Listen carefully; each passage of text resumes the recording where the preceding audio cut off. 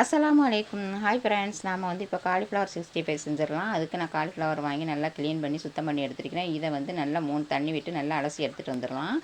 இப்போ இது இருக்கட்டே நம்ம ஒரு பவுலில் தேவையான அளவு உப்பு, 3 ஸ்பூன் அளவுக்கு கடலை மாவு, 3 ஸ்பூன் அளவுக்கு அரிசி மாவு, 3 ஸ்பூன் அளவுக்கு கார்ன்ஃப்ளவர் மாவு சேர்த்துக்கலாம். சேர்த்துட்டு இப்போ சிக்கன் மசாலா ஒரு 1/4 கப் சேர்த்துக்கலாம். 1 டீஸ்பூன் இஞ்சி பூண்டு சேர்த்துக்கலாம்.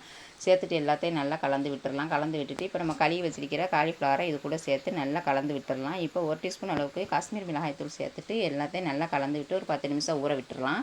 இப்போ நல்லா ஊறினதுக்கப்புறமா எண்ணெய் நல்லா சூடாகிட்டு இருக்குது. இப்போ நம்ம ஊற வச்சிருக்கிற காலிஃப்ளவரை இதில் ஒன்று ஒன்றா சேர்த்துடலாம். சேர்த்துட்டு நல்லா பொரிஞ்சதுக்கப்புறமா திருப்பி போட்டுடலாம். இப்போ அடிக்கடி இப்படி திருப்பி போட்டுக்கோங்க, அப்போ தான் எல்லா பக்கமும் நல்லா வேகும். இப்போ நல்லா வெந்ததுக்கப்புறமா பிரட்டி விட்டு நம்ம எடுத்துடலாம். நல்லா மொறுமொறுன்னு கிறிஸ்பியான காலிஃப்ளவர் 65 ரெடி ஆகிடுச்சு. இதில் கொஞ்சமாக கருவேப்பிலை பொரித்து எடுத்து போட்டுடலாம்.